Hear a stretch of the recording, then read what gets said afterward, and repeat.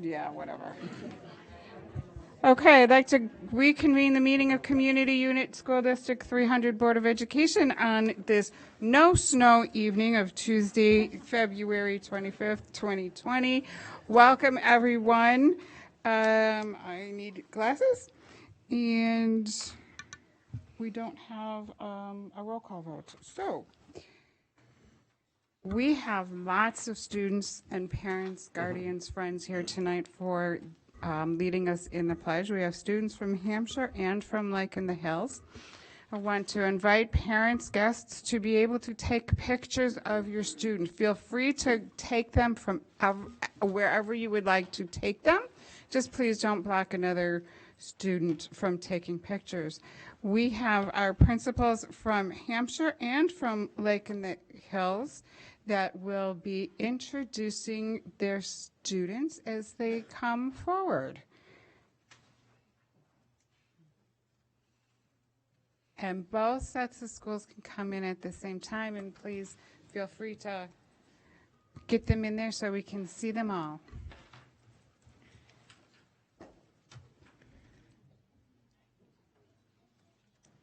Okay, I'm turning it over to our principals. Thank you.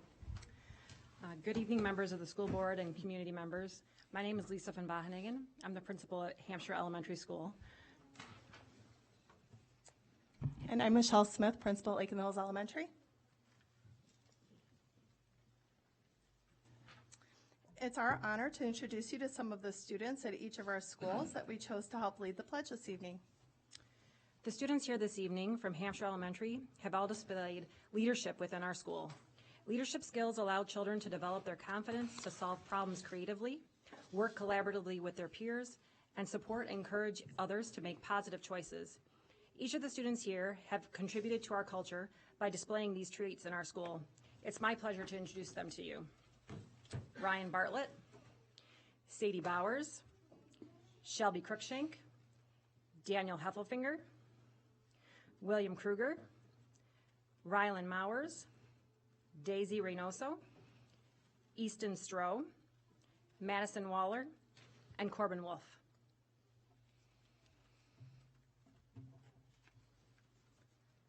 The students standing before you from Lake in the Hills Elementary have all received a positive behavior office referral.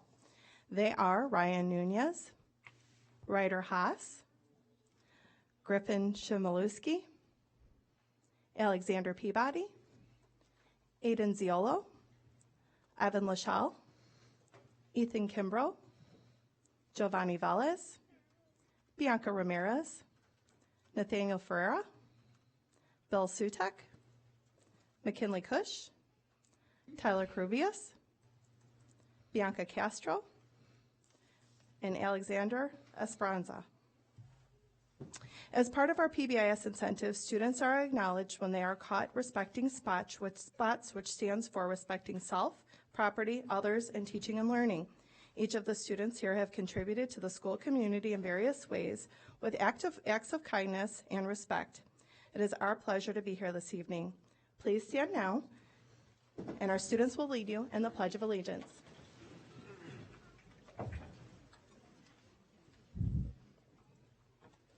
I pledge allegiance to the flag of the United States of America and to the republic for which it stands, one nation, under God, indivisible, with liberty and justice for all.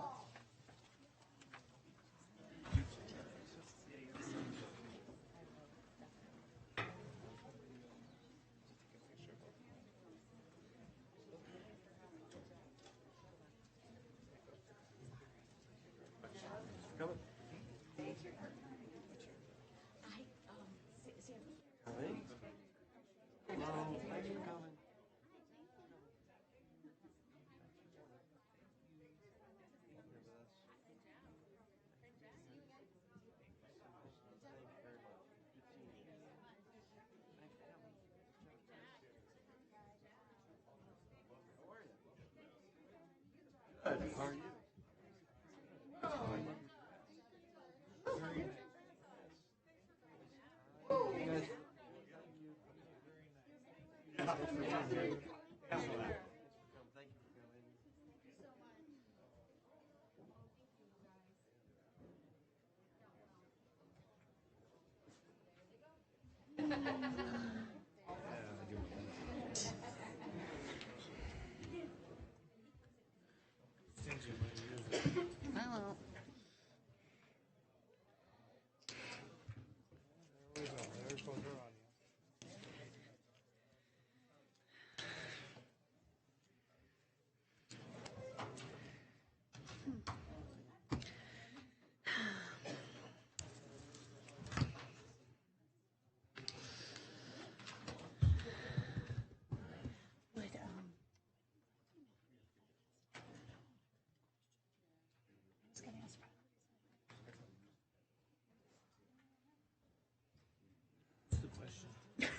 didn't hear your question. Oh, okay. I heard you were going to You were ask a just question, ignoring but me. wasn't here.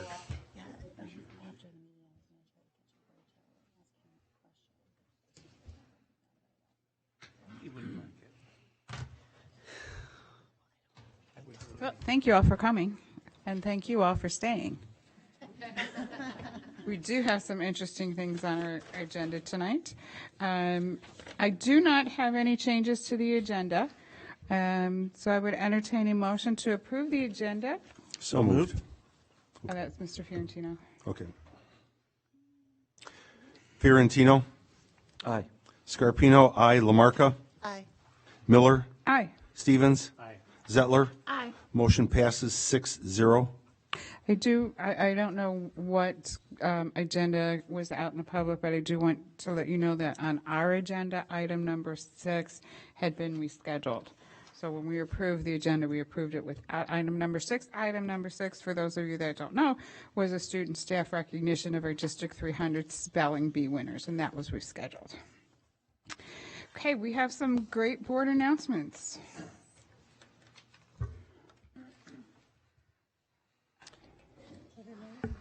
Good news. Last month, the Illinois Principal Association Kishwaukee Region held their annual award ceremony. District 300 would like to congratulate Algonquin Lakes Elementary School Chris Columbaro on being named Illinois Principal of the Year, Kishwaukee Region, by the Illinois Principals Association. Congratulations, Principal Columbaro. Chris has been the principal at Algonquin Lakes for 6 years. One of Chris's core beliefs is that schools should be an integral part of the community they inhabit and focus on high expectations for all students.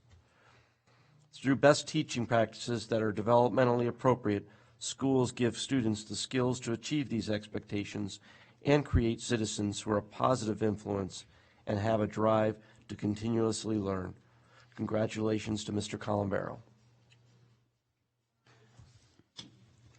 On March 7th, District 300 Parent University will host a presentation titled Post-High School Options at the District 300 Central Office from 9 to 11:30 a.m. For students with disabilities, the transition after high school graduation can be a challenge. During this Parent University, presenters from a variety of local organizations will be available to discuss the population of individuals they serve and how to access the services that are offered. The presentation will focus on education, employment, training, and independent living skills. Time will also be available for questions and answers. We kindly request interested attendees register in advance at d300.org. Jacobs High School is seeking to celebrate and recognize their accomplished, accomplished graduates who have left the Eagle's Nest.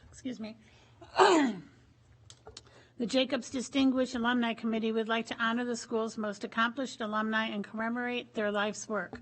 The Jacobs Distinguished Alumni Committee asks the community to think of Golden Eagle graduates who have made a significant impact in their career field and to email any nominations to Aubrey Allen, who oversees the committee at aubrey.allen@d300.org. On February 19th, Dundee Crown High School hosted a college, career, and transition fair. The fair provided students from all 3 high schools with the opportunity to meet with representatives from over 60 colleges, including Elgin Community College, Illinois State University, Loyola University, Michigan State University, University of Arizona, University of Illinois, University of Iowa, University of Kansas, University of Notre Dame, and Valparaiso University. Students also had an opportunity to meet with various vocational organizations, including the ABC School of Cosmetology and Chicago Regional Council of Carpenters. In addition to the colleges and vocational programs in attendance, students interested in the military had the opportunity to speak with representatives from the United States Air Force, the United States Army, the United States Army National Guard, and the United States Navy. District 300 would like to acknowledge the following individuals for their hard work to plan, organize, and supervise this year's college fair. Kristen Corview, Executive Director of Early Childhood College Programs, Joshua Stober, College and Career Counselor, Dan Palumbit, Coordinator of Student Services, and the District 300 Education Service Team. District 300 would like to congratulate our Special Olympics basketball team on a very successful season. The team displayed tremendous teamwork, communication, and sportsmanship in their final game of the year against Judson University. All 20 athletes had an opportunity to display their skills in front of a vibrant crowd, which included the Jacobs High School dance team, band, and Gold Rush. District 300 would like to congratulate our Special Olympics basketball coaches, Alex Fishner and Ronald Delarmente, for their hard work and commitment to our students. Last week, District 300 released their first of 2 anti-vaping public service announcement videos. The first video features Algonquin Police Chief John Bucci and Carpentersville Police Officer Jake Elliott speaking with high school students about the risks associated with vaping. District 300 would like to thank the Algonquin Police Department and Carpentersville Police Department for their support with this project. District 300 would also like to thank the following organizations for sharing the video: the Algonquin Police Department, the Village of Algonquin, Genoa Kingston Fire and Rescue, or is that Genoa Kingston Fire and Rescue, the McHenry Police Department, the Normal Police Department. District 300 will post a second anti-vaping video tomorrow on social media and d300.org. At this time, I invite the community to watch District 300's anti-vaping PSA featuring Police Chief Bucci and Officer Jake Elliott. What I have here is, this is a Juul pod.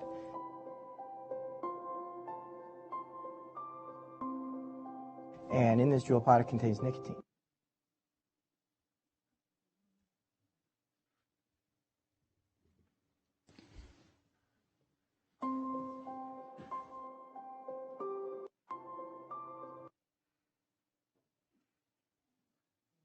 The question I have for you, how many cigarettes do you think the average high school student thinks it takes to equal the nicotine in this Juul pod?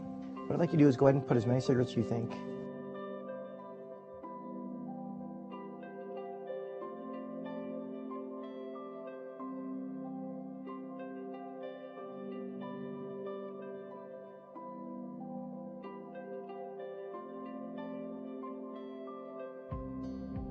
Do you have any idea that this Juul pod contains the same amount of nicotine as all 20 of those cigarettes? Wow. So it'd be the whole thing? It'd be the whole pack, yes. No. Nope. I had no clue. All 20? No, I did not have no idea of that. Do you think your peers are aware that it's 20 cigarettes to the one Juul pod? Probably not. No. I do not. I think a lot of people definitely don't know that. I definitely don't think they know that. Now, the Center for Disease Control and Prevention have found that 1 in 4 high school students have vaped in the last 30 days. What do you think can be done for vaping use to stop or decrease among high school students? For vaping to be stopped in high school students, I feel that there should be more education. I feel like a lot of teenagers don't know a lot about like vape pens and vaping, and they just do it because their friends do it or like due to peer pressure. Well, I know now they're trying to make it harder to get it, so I think that's helping a lot. Otherwise, just like the knowledge of how bad they are. I think just making people more aware of how dangerous it is. Like informing us on how much nicotine is in that little tiny pod. I mean, I really don't think people are aware of it. Make people more aware of what they're putting in their bodies. And maybe like educate them on the dangers of it and how bad it is for you.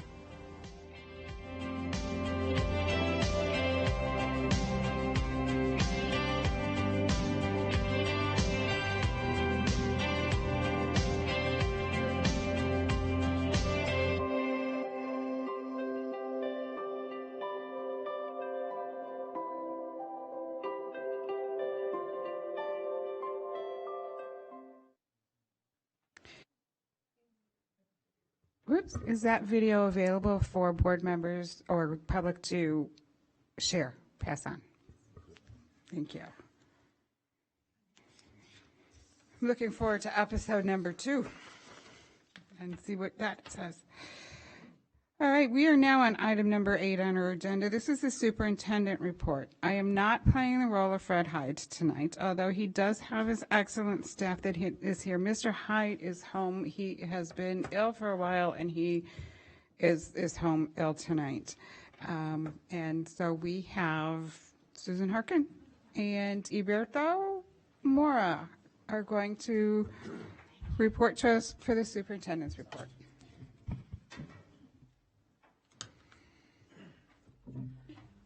So good evening, board members and community.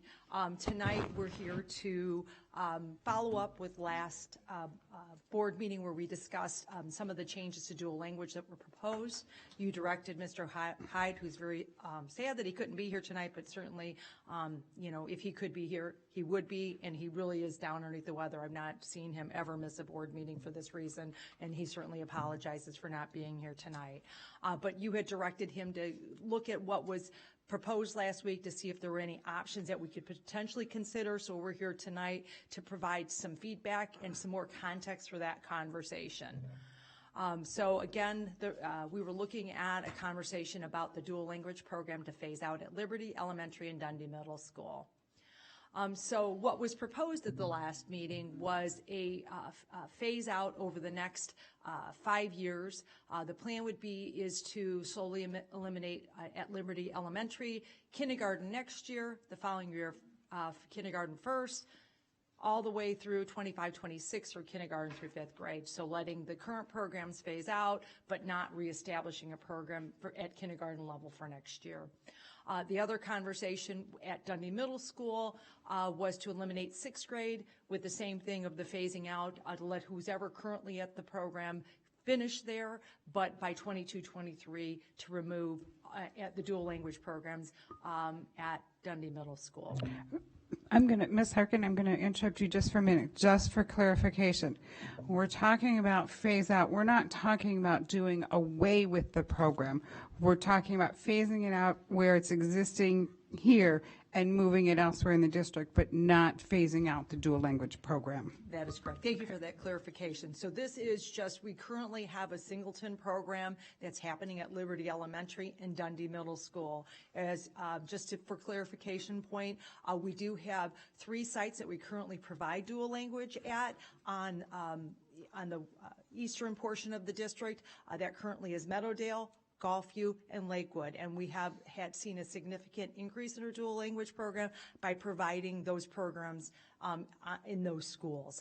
We also, starting next year, will be providing dual language at CMS with the expectation of 250 students that will be transitioning from 5th grade from the schools that currently have dual language programs to CMS. Currently at Liberty and Dundee Middle School, we have anywhere between 26 to as low as 12 or 13 kids that are currently receiving dual language services in those buildings. So we have 1 classroom in each one of those, but we certainly are still providing dual language throughout the district in the schools I mentioned.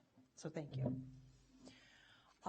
The reason for why we're proposing this change tonight is with the consolidation of the programs, we really believe that by we can better support our staff and our students. When we have multiple classrooms being at each grade level, that we can help provide the resources, whether it be dual language coaches, whether it's going out and providing professional development, and also having a comprehensive program for our students in one building. When we have more than one classroom, we're able to provide support in a more constructive way. We also feel that by moving the program to CMS, we'll have additional programs that we can provide for our middle school students. Again, once we have more students and we have the ability to provide additional staff to help support those programs. One of the other reasons why we brought the proposal forward, just to give context, is we are currently starting to have some capacity issues at Liberty and Dundee Middle School. And we'll show you the numbers in the next couple of slides that helps you give the context in specific to what we're talking about. And when we talk about capacity, one of the things that are always out there is special education, NIA, which represents our deaf and hard of hearing program that we have, dual language, and preschool. It's important for us to note that the program options that we're looking at and why we looked at these specifically is they're more elective based, where when we have special education, when we can cluster those programs and put them in the current schools that they're in, it's really a little bit more difficult to move those types of programs. So they are state and federal requirements. So again, right now, as we're trying to address the capacity issues throughout the school district, as Mr. Hyde mentioned at the last meeting, this is, without some real long-term solutions for us related to how do we create additional classroom space. By moving some programs around, it provides us the ability to make sure that we can stay within our class size limits, continue providing full-day kindergarten, as well as being able to provide art and STEM, which have been also provided to our schools and our elementary schools in the last couple of years. So this first slide is at the last meeting, we didn't provide information about, what's happening in our schools. So this is middle school capacity, a chart that we've developed for 2021 to 24-25. As you know, as we've provided any sort of context for capacity, we look at red, yellow, and green. Green are schools that currently, with what we've projected for enrollment, aren't concerned about. Yellow represents, we feel that school is getting very close to its maximum capacity, and it's making it challenging, and we want to keep evaluating to make sure that we can appropriately house our students in our programs that we have in our schools. 10% if it became red, we'd be having a different conversation about, what do we need to do in the immediate future, and that certainly we had looked at Hampshire Middle School previously, and that was a red school, which then brought it forward to do the boundary change that we made last year for some of the Hampshire Middle School students that were from Gilbert's are now zoned for DMS. That has provided relief for Hampshire Middle School until 24-25, but it has put some additional pressures onto DMS, which should get back to a place that it should be a little bit more comfortable. But again, what you can see in front of you is DMS now is on a trajectory to have some pressures to help properly house our students in that building. So this just provides you why we're doing and why what's been proposed in front of you. This next chart represents our elementary school capacity for 2021. Again, with using the green, the red, and the yellow thought process, and there's a lot of numbers up there. The first section represents when we just use our current enrollment and we provide one additional classroom to provide support for our interventionists and coaches that we've added to our schools. It shows a column of green, red, or yellow that says what elementary schools are projected to have some challenges in the next 2021 school year. The midsection that's white in there represents our non-general education sections, which tend to be cluster programs, and we do have the ability to move those around. Not simple, not easy, but certainly we have more flexibility that if we've got space in another school, we could potentially move those programs and free up some space in our schools where we've got some challenges related to capacity. The yellow section in there represents what we're proposing for changes for next school year that are programmatic. And if Mr. Hyde was here and he was doing this presentation, he would say, quite honestly, we've made programmatic changes in the past. That's certainly at the administrative level to evaluate, but we want to be transparent. We want to bring it forward because some of the proposals that are in front of you right now are certainly not easy discussions for us to have and present to you. but we're running out of space at the elementary level in the school district, and that really is at the heart of this. Yes? Just pick one on there and read it across for me. I'm not sure I understand. Sure. So let's do the second line, which is Algonquin Lake. I won't do DeLacy, all right? So Algonquin Lakes shows at the first line, when we do our projections for next year, when we do a calculation that says how many sections will we have, they would have 6 classrooms available next year. Right now, based upon the additional resources through the evidence-based funding, where we've added additional interventionists and additional substitute teachers to help us with making sure we've got coverage as well as coaches, we are now taking 1 classroom away at each school to make sure that they've got a place to provide services for those students. So we're saying right now, before we do anything, based upon where programs sit, Algonquin Lakes would have 5 classrooms that would be open next school year. When they then go across, they have 2 self-contained classrooms. So if they were having challenges related to their capacity for next year, we wouldn't want to do this on a constant basis, but that is potentially a classroom. Would there be another location we could move that program to? And so that whole white section represents those specialized programs that are residing within that school.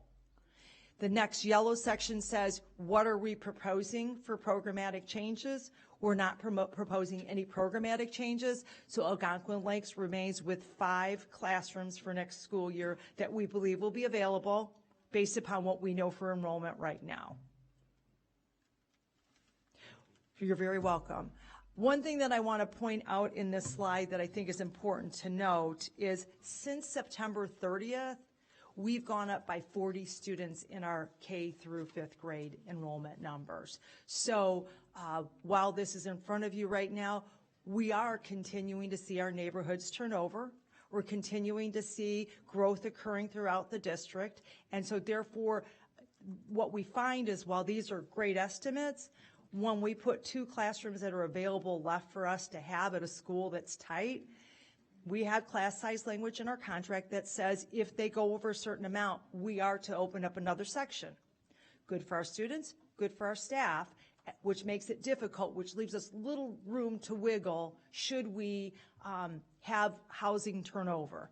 Right now, Liberty is already up 6 students since September 30th. So again, that's part of our concern. And we have been seeing the Westfield Algonquin neighborhood starting to turn over. We actually have seen Sleepy Hollow students go up by 8 students since the beginning of the school year as well too. So we're starting to see our neighborhoods and our schools turn over, which again, as we use our crystal ball with the students we have right now, if we don't leave ourselves some wiggle room and we certainly say, oh, we got 2 classrooms, that may not be the case. And we're going to continue to monitor this and evaluate this as we get more data and as we continue to watch and trend the enrollment that's occurring. And Berto's doing a great job, and I work with Jason as well too, just to make sure we understand what's in front of us, because we really want to make sure each school has the appropriate classroom space to provide the services, whether it is our art and STEM, whether it is our music program, whether it is whatever services that we're providing, that we aren't giving one school a different opportunity than another school would have. So that's why we've started using this red, yellow, and green, which says, okay, if we're getting red, we've got to come up with, we'll keep monitoring it, but we have to have a safety valve, and we work closely with our union representative, with Mr. Williamson as well too, to make sure we do this in a very thoughtful way. And we've had some challenges. Last year, we made a quick change in May when all of a sudden our Lincoln Prairie numbers went up, not Lincoln Prairie, Lake in the Hills went up, and we had to make a change last year. And again, we did that without your notification, but those are the types of things that we're trying to do to make sure each school and each student receives a very comparable education for all the various programs that we feel are essential for what they should have as their elementary experience. So, make sense so far? We did provide what's happening in 21, 22, and 22, 23, again, using our crystal ball with the students that are currently available. It also shows the phasing out of Liberty at this point for purposes of the dual language, which gives us some relief. But again, we're up students and we're seeing those neighborhoods turn over. So it provides us with the relief down the road should those neighborhoods turn over and we see an influx of kids. So those are the numbers, that's the rationale, so that's why these slides are up in front of you tonight. We wanted to summarize what we believed were the concerns. I know Mr. Hyde did meet with the families that were present at the last board meeting and had a similar presentation that's in front of you tonight to discuss some of this information, but we want, for all transparency's sake, for our community to understand. So what we heard was certainly a desire for the continuity of program via DMS. Students that are currently there, that have established friendships, not wanting to disrupt the children in that capacity. Certainly we heard strongly that there's a long-term need and desire to have a dual language program on the west side of the district. The concern about transportation and so students can access the program. Certainly concerns about the program quality at CMS, inclusive of their scores on their state and standardized test. There was a question about instructional delivery model, making sure that there's a one-way or two-way program being provided at these, and also, again, the peer relationships that have been established. And we believe this kind of captured what the concern was. So with that in mind, we went back as a team. We went back that night. We went back the next day. We then spent time the next couple days trying to problem solve what might be some options for us in order to have us address what some of these concerns are. Because certainly, we're here for our families and we want to support our students so that we don't just arbitrarily disrupt children's lives. So do other options exist? I jumped ahead of myself here. So we did review current proposals and other viable options. And a focus was on the program continuity and to see if we could address the expressed concerns. And so we do have two options in front of you tonight, and I'll tell you which one we prefer, and then we will certainly take your feedback on how you would like us to proceed, and we certainly will take that back to Mr. Hyde. So again, just as a reminder, the original option is to maintain the current proposal, phase out classes at Liberty and Dundee Middle as previously outlined, and develop options for acceleration courses at middle school grades. So for those students that are certainly already dual language students that can speak both, that we still provide them opportunities to continue their education, to continue not to lose that skill and to improve upon it. Option 2, this we call the modified transition timeline. The plan for this would to maintain the current program decisions to phase out grade levels per year, but allow for the students that were slated to go to Dundee Middle School from Liberty that they would go to Dundee Middle School. And so what we would do is students would progress through. The kindergartners that are currently in the system would eventually go to Dundee Middle School and transition out. So it's a very long phase-in, but it would allow that same pattern of students that are currently, and the parents that expected to have that type of programming, and see it all the way through. Again, we will continue to look at options for the dual language program west of Randall Road in the future, and we certainly will keep that on, and we'll talk about that a little bit more in the next slide. We would include a inter-district transfer requirements for those students that are zoned at Dundee Middle School, just so we make sure we're clear with the process. And we do this with our pathway programs. And in order for these students to continue participating in the Dundee Middle School dual language program, it would be our expectation that they would maintain a 2.0 or greater in their coursework, that we wouldn't have any significant absences, that there wouldn't be any significant disciplinary infractions, and then we want to make sure that they participate and continue participating in the dual language program, and if they don't, it would be our expectation that they would return back to their zone school, just to, for fairness sake and for not using this as a gateway into Dundee Middle School with no intention of returning back to the program. And we do have up on the screen tonight what the process is for the district transfers. The third option is more of a comprehensive, and we believe this is one that represents truly coming up with a dual language program on the west side of the district, or on the more than just DMS in our schools in Carpentersville. And this builds upon option number 2. However, the kindergarten section would be offered at Liberty, but would follow a traditional lottery process with no zone preference and no sibling preference provided. That's really important to us. We really are looking at making sure that there is opportunities for all District 300 students to have an equal chance to participate in the program. We really want to make sure that all of our families have this option, and it's going to be tough choices, no different than our pathway programs, that we may have some situations where, people want to be in this program, but we don't want to just limit it based upon some of the past practices that we've utilized. We do have some suggestions in order to make that happen, because we did show you that Westfield has some challenges for capacity as well too. So this proposal would require us to rezone part of Westfield. One of the initial comments that we had for that is we would rezone attendance zones 131 and 134, and then allow for us to create space for additional students at Westfield. And ultimately, this will impact multiple communities by doing that. This also would require us to take our deaf and hard and hearing program to another site. It would result in, could free up 6 to 8 classrooms, but we would still need to, in order to have a K-8 comprehensive dual language program, that we would need to build an additional 8 classrooms at Westfield in order to incorporate the full program. It'll take a while to get that done, so we wouldn't expect that we would be able to do a full relocation of that program till 22, 23, and certainly we'll talk about the pros and cons of this, but there's other things that would need to fall into place in order to do an addition onto Westfield to fully house a comprehensive 2-grade level K-8 dual language program there.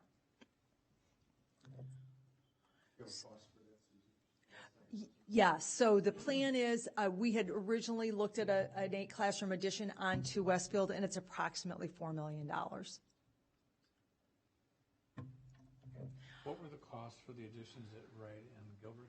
Those were approximately, I think, $3.4 million. So you're talking about the same addition is now more expensive? Yes. Yeah, just through the cost of, one, the configuration, where that is, where we plan to put this on the elementary side. We did get a cost estimate from our construction company. Part of it's the topography in that location. It's got a little bit of a hill and some things we need to move. And there was, it'll just take a little bit more for the connection as well too, with hallways that would need to be put in there. Again, just for purposes of just illustrating what this would look like, the gray attendance zones that are up there would be ones that would be under consideration for possible rezoning. And actually, it's the gray that has the white in it, so right underneath that little head. And I believe that's zone, and then the one that's to the left. So where the numbers are, the big boxes of numbers, it's just that rectangle that's there, and then that odd shape to the left side. The other gray ones would stay where they are. So here's our perspective on option 3. Here are the benefits, and here's what our concerns are. We believe that a consolidated K-8 program would be very good for that program, especially when we're looking at a comprehensive program. So providing a K-8 setting for the dual language program, we believe really would be sound instructionally. Expanding to a 2 classroom per grade level at a centralized and no lottery really gives us a really good opportunity to provide these programs to more families throughout the district and really have a true dual language program for another setting. It does address the capacity issues at Liberty and Dundee Middle School, and also part of the conversation with the rezoning and the sites that were picked, it addresses what concerns have been raised regarding Long Meadow and crossing over to Westfield, and currently who are attending Westfield Community School. Concerns. If we rezone, multiple communities will be impacted, so certainly that has a domino, and certainly we might have a different group of people that might come to a meeting if that was the issue. Again, the cost is $4 million. We're currently, tomorrow is the last meeting at the state to talk about the capital development bill and funding for it. The conversation that I've heard to date by participating in those calls, it's a one-for-one match. So the hope would be is we would be in line because we did have the 2004 CDB dollars that were out there, and this is for student growth, which is like number 3 of their priority, that we could get matching funds, a dollar for dollar. So it would hopefully cut the cost down to $2 million. It does not address parent transportation concerns. We don't feel it's truly a West Side solution. It's a central district solution, so certainly it would allow for us to provide the central portion of the district, but we don't believe that this still will address the Hampshire and Pingree Grove parents and students that might want to access this program. This certainly has impacts to potentially the special education and preschool programs to fully house the students that would be part of this proposal, and certainly on the site with the addition of this classroom, possible traffic pattern issues. We are working with the village with the new development that's out there for a access out of the western portion of the district, and we do have their commitment to helping us with that, and so hopefully that would be addressed, but none of that's, all of what's in front of you are hopeful plans, but nothing solid plans.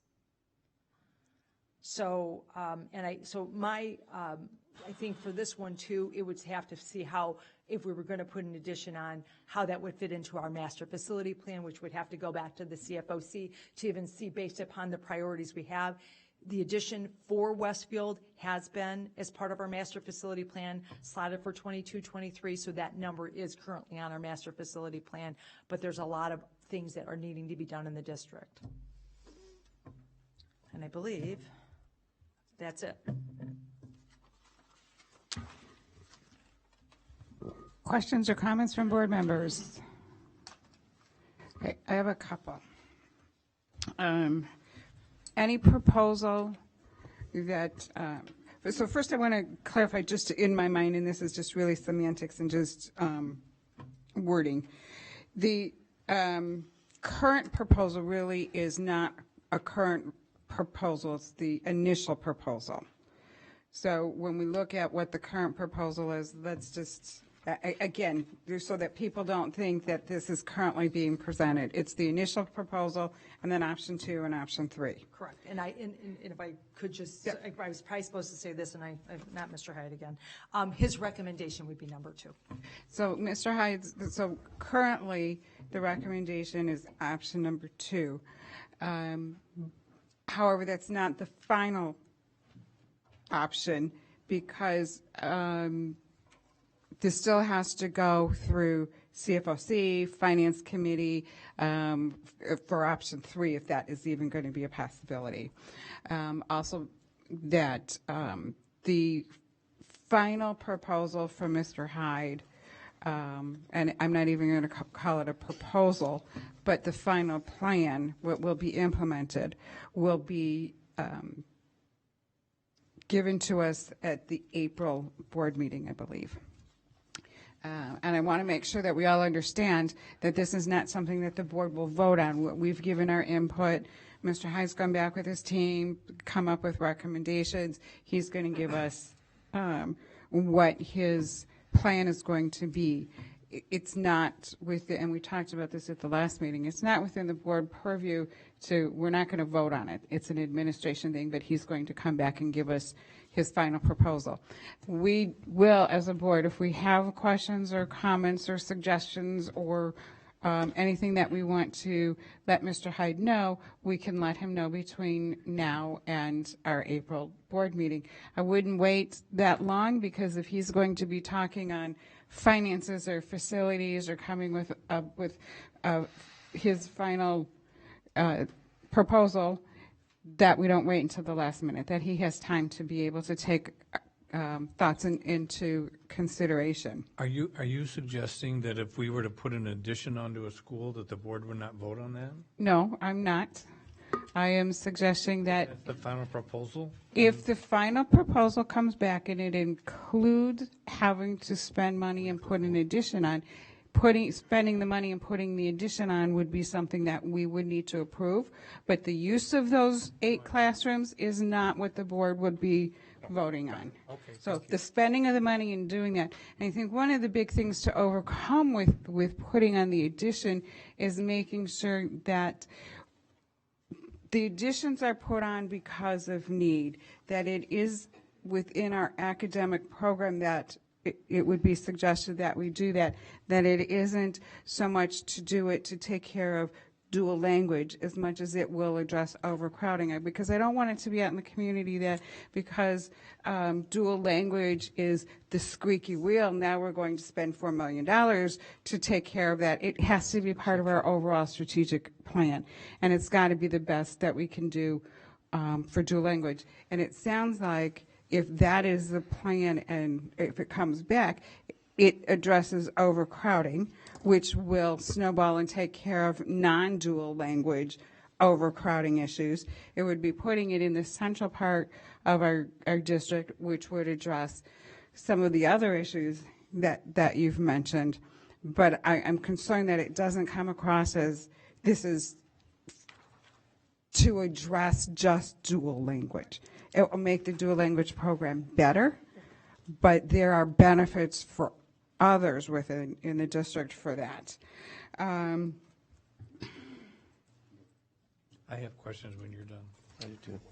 Okay, and also within the time frame again, between now and April 14th, when Mr. Hyde gives us his final suggestion proposal.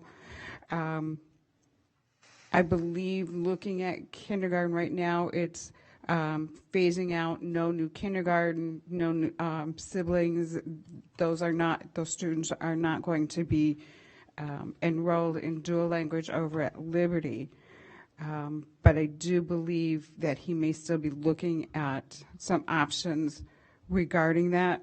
It's not included in option number 2, and as Ms. Harkin pointed out, option number 2 is the current recommendation, but there might be some tweaks. I don't want to give anybody false hopes that this is going to address all of those issues, but I do want to say that it has not been solidified regarding kindergarten. And please, tell me if I'm wrong, if you've had additional conversations that hasn't happened, but I think we do believe that there also is a kindergarten offering with what's already been proposed. It's just not at Liberty. They can still participate in the Meadowdale, the Gulfview, and the Lakewood programs for dual language for kindergartners. And we've been putting students, and we actually, since the last board meeting, had received, and I believe you've been copied on, parents that have been very happy, a parent that was zoned for Dundee Highlands, that is very pleased with participating at the Gulfview. So there still are options. It's just, it would not be at Liberty.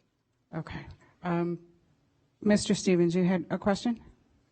I've got several. What is the current student capacity at Westfield Elementary? So you'd have to multiply the number of classrooms times 26 and times 28. So when we do our enrollment projections, we don't do students anymore, we do sections, and I don't have that in front of me tonight, but I could certainly get you that information. Do you have a rough idea what the population is? Right now, they're probably at 300 students, maybe 400 tops. They're about a 2 or 3 section building. Okay. Yep. And yeah, it's probably about 400. Gary D. Wright and Gilbert's are pretty much mirror images of one another, correct? Buildings? They are mirror images of each other. With and they have the same number of sections in each building? They do, yes. And if we were to build a new elementary school, it would probably look like that? Potentially, and the decision would be, do we want to immediately put on the 8 classroom addition that we did, or will we build it like the original piece of and it? Then add? Yep, you got it.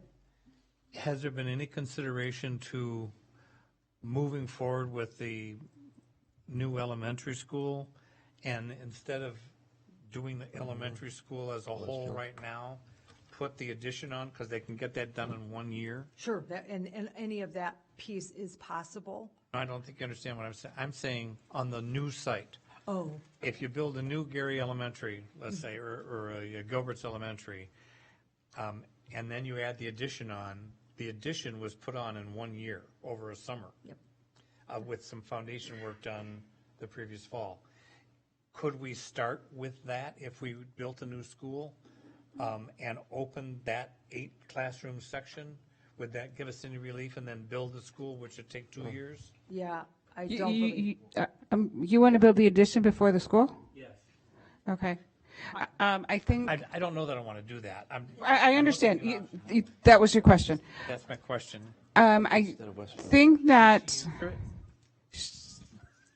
I would say, I think one of your challenges would be as some of the additional resources, whether it be music, whether it be art STEM, whether it be a gym class, and some of the other pieces. My concern would be is we wouldn't have those spaces for students to have it. Very good point. So that would be my concern about that, as well as, you aren't just building the 8 classroom addition. You need parking lot, and you need a front office, and you need administrator space as well, too. So, but we could certainly ask our architect and our. Well, you don't need to. You've made a very good point. I was just thinking out of the box and hadn't thought out that through very well. Thank you. I also want to reiterate that we have the Facilities and Oversight and Finance Committees, and I think there are meetings on March 10th. I don't know what you have on your. March 2nd. Just finance. Oh, that's because you're right. Is that, are you meet? Okay. Point is that these discussions, what are we going to do with building a school, additions, elementary school, where need to also go through Finance and Facilities Oversight Committee, and because we can't be making these plans here in a silo without looking at finance and facilities. Just to clarify, that date's March 2nd, is it not? Yes. That's right. It's March 2nd. It's not March 10th because of, Because we're having we it a week talked before the regular board meeting. Right. We talked about that last meeting. I just didn't remember that. Mr. Fiorentino, did you have something you wanted to add? Yeah, I want to step back. I missed the last meeting, but I watched it. I want to thank the community. I want to thank the community that reached out to the board, the community that reached out to Mr. Hyde and the staff, and shared their opinion about, I guess, option 1, we'll call it. I also want to thank our administrative team because you've scrambled and reacted to a lot of the things that community shared concerns about. So thanks to those 2 groups, and I think it just shows the commitment of our administration to community engagement. So thanks for that. A couple comments. With option 3, in one of the previous slides, you shared 6 total concerns, I believe there were. 3 of the concerns I see, and correct me if you're wrong, if I'm wrong, but continuity, disruption, and relationships, or you called it, I think, peer relationships, would just be shifted, right? I mean, there'd be different groups that would share those same concerns. It may not be dual language families, but it'd be other families such as special education, NIA, and preschool, just to name 3. Is that correct? Correct. Okay. So we'd be shifting some of that to other groups. So I see a concern in that. I see maybe almost an overreaction with option 3 to go to a spot that really creates additional issues. I think probably the last comment I'd just make is I also share the concern that although it is beyond dual language, the concern of potentially spending $4 million for that particular project at Westfield with the possibility of building a school, that concerns me, and that's something we hadn't planned for. So, yeah, those are my, again, I wanted to share my thanks to the community. You know, the board clearly read all those letters, all those emails, and I do thank you for that. Dr. Scarpino? Thank you. I was at the meeting last night, and I see some of you are here. And as you heard, I took copious notes, so I have all my notes right here. One of the things, well, there's actually 3 things that I walked away with a lot, but the 3 main points that I walked away with, number 1 was a communications issue. as far as just let mom and dad know what's going on. That was huge, and I see noddings of heads, so that was big. Number 2 was a kindergarten issue. Mr. Hyde said that he would look into it. Those are the words that he used, and so what that means, there were some parents there that they have children in the program. There might be a kindergartner in the program, but then he asked, and remember, you guys raised your hands, and how many of you have a kindergartner for next year or the following year? So what he said was he was going to look into that, and I see the nodding of the heads again. And then he talked about he's going to have 2 community meetings, and he talked about April was I wrote it down. April would be the first meeting. Do you remember that? And so he's trying to make sure that whatever is going on, at least the parents are hearing that. And so those, I mean, I have a whole bunch more here, but those things are We'll make sure we've had, I can't answer those. I know that. No, and I know. I just want to make sure that I'm reinforcing to Yes. you, we will bring this back to Mr. Hyde Oh, yeah. and make sure that there is follow-up, but it seems Yeah. like those are what you believe and you gleaned out of last night's Correct, meeting need to be correct, followed up with. correct, Okay. correct. Yes. Perfect. Yep, thank you. You're very welcome. Any other questions, comments from board members? I've taken your Anything notes else? down, and we'll definitely factor that in, and Thank we'll you. make sure that Mr. Hyde's aware of that. And I'm sure he can review tonight's meeting as well, too. He's probably watching it. Yeah, hi, if he is watching, he may be. Okay. And there are 400 students currently at Westfield Elementary. Thank you. Thank you. Moving on, with Mr. Hyde not here, did we have any legislative updates? I don't think, no. All right. Public participation, we have 3 people that have signed up. I believe if you've been here before, you know the routine. Please come up to the podium, state your name, and state your name, your address, your connection with the district. You all 3 signed up under the 2-minute part. Is that what your intention was with 2 minutes? Okay, fine. Just wanted to be sure. And we didn't have any children sign up this time. So the first up is David Rodriguez.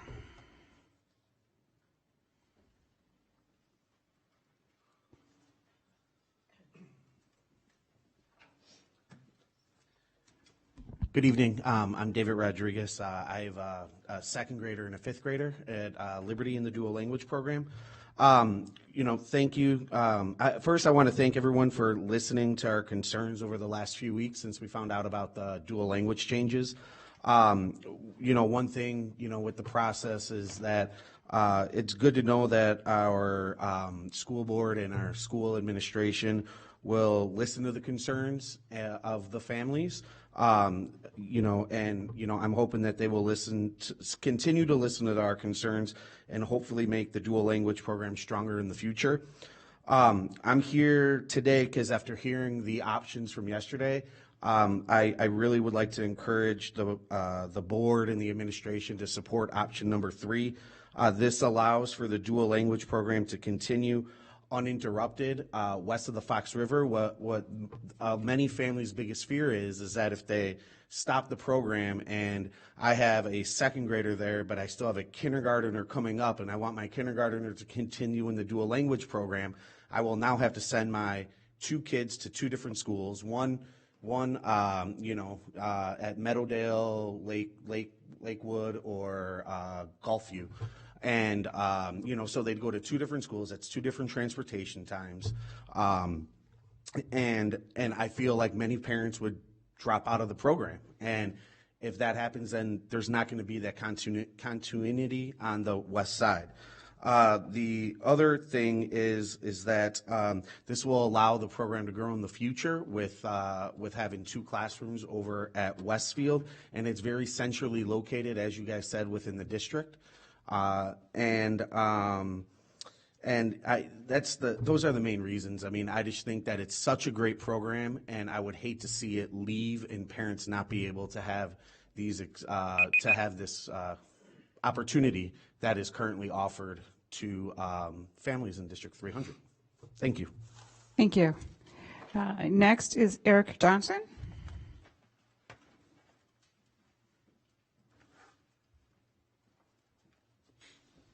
Hello, I'm Eric Johnson. I have a 5th grader and a 1st grader in the dual language program at Liberty. I want to thank Mr. Hutt's staff for the work they put in for the different options. Basically, I wanted to reiterate a little bit of what David said.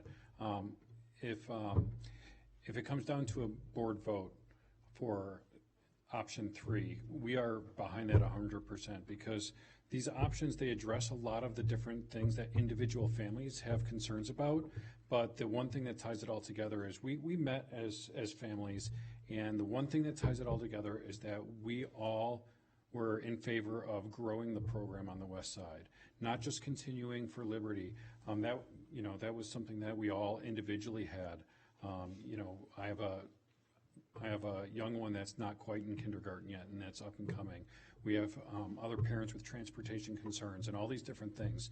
But despite the individual issues that all of these parents faced, they all agreed that growing the program was important, growing the program on the west side and making it available. And option 3 does that. It grows the program with 2 sections at Westfield for each grade, and that's really important to us. The other thing is, and this one's more on a personal note, is the sibling priority thing.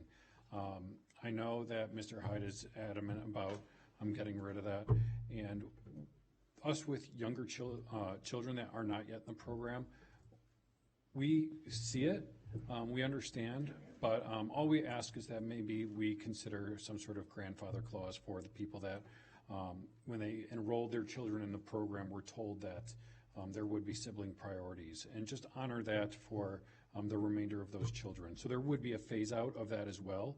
It wouldn't be an immediate cutoff, and that.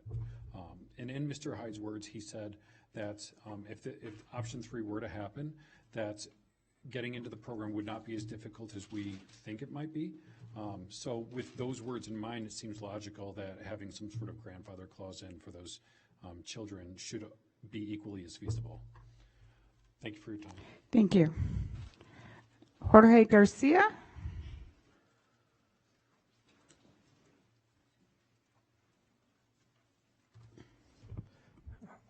Good evening, everyone. My name is Jorge Garcia, and I'm a parent of Andres, a 2nd grader, and Selene, a 4th grader at Liberty. I want to thank everyone for the hard work that you guys did on the proposals. I want to thank you guys for listening to the concerns. For option 2, it's beneficial for most of the current families right now enrolled in the current program. However, it does not offer a path to continue the program in kindergarten or 1st grade at Liberty, and therefore it will create an interruption in the normal continuum of the program. This is based on the fact that if the district decides to build a new school and then start dual language in that new school, we could create a gap in the families that are being enrolled. And I think that the stability of the program is essential to success because of the different family members. We want to keep them together. Option 3 creates the most stability. It creates a path with the opportunity of the current families and future families to join the program. I ask of your vote for option 3. Why? Because a two-way dual language program will increase the achievement based on research. It will create understanding, tolerance, appreciation, and respect of other languages and cultures. It will enhance employment opportunities for our kids, increase the ability of our students to communicate with a greater percentage of the world population. In other words, you have the opportunity to make dual language a reality for many more families in our district, and I encourage you to take a stand in favor of such beneficial program and vote in favor of option 3, which is to expand the program at Westfield. Thank you. Thank you.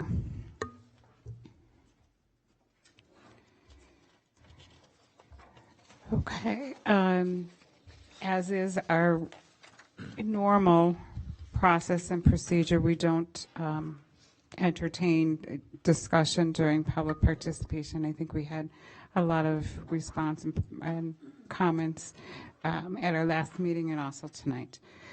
So with that being said, we are moving on to, this is item number 11, consent items. I need a motion to approve. So moved. And Dr. Scarpino, please call the roll. Fiorentino. Aye. Zettler. Aye. Stevens. Aye. Scarpino, aye. Miller. Aye. Lamarca. Aye. Motion passes 6-0.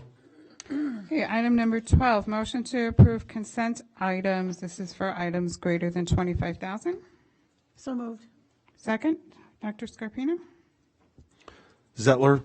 Aye. Miller. Aye. Stevens. Aye. Scarpino, aye. Lamarca. Aye. Fiorentino. Aye. Motion passes 6-0. Item 13.1, I need a motion to approve to adopt world language curriculum materials. So moved. Any discussion? Dr. Scarpino, please call the roll. Lamarca. Aye. Zettler. Fiorentino. Aye. Miller. Aye. Scarpino, aye. Stevens. Aye. Motion passes 6-0. Okay, any further board, oh, I'm sorry, this is 13.2. I need a motion to approve professional development program contract. So moved. Second. Here's Fiorentino. Yes. Okay. Oh, I'm sorry, Dr. Scarpino, please call the roll. Scarpino, aye. Fiorentino. Aye. Lamarca. Aye. Miller. Aye. Stevens. Aye. Zettler. Aye. Motion passes 6-0. Thank you. Any further board committee updates? Finance Committee, Facilities and Oversight, March 2nd, next meeting. Utilization and Capacity. Any other board discussion items? We are not having a second closed session. We're on item number 16, a motion to adjourn. So moved. Second. Dr. Scarpino. Stevens. Aye. Fiorentino. Aye. Lamarca. Miller. Aye. Scarpino, aye. Zettler. Aye. Motion passes 6-0. Thank you.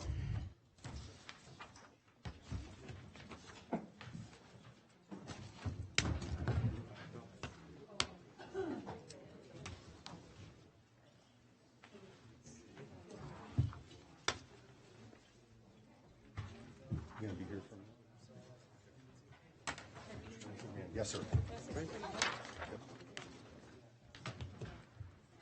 Hey, man, how you doing? Have you missed me?